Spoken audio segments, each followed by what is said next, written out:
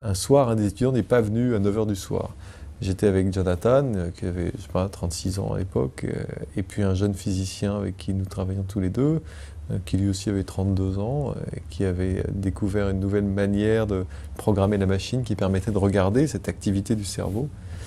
Et, et puis ils m'ont proposé de remplacer l'étudiant qui n'était pas venu, et que ce soit moi qui soit le sujet de l'expérience. J'étais évidemment d'accord pour faire ça.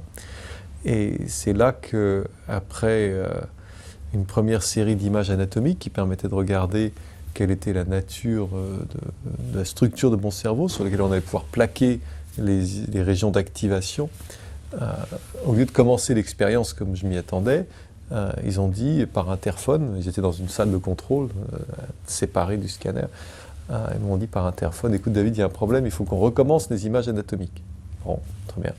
Ça peut arriver, il y avait toujours des problèmes, on était en pleine expérimentation, donc on recommence les images anatomiques.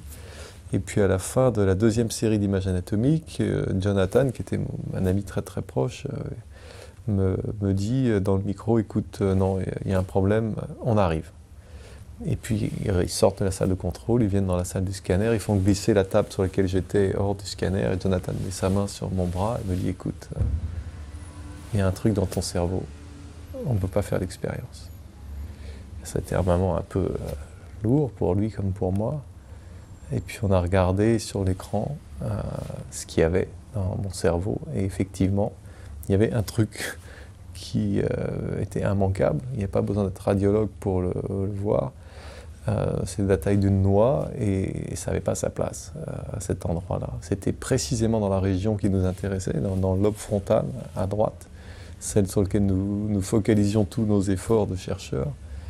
Et c'était clair que c'était pouvait pas être grand-chose d'autre qu'un cancer.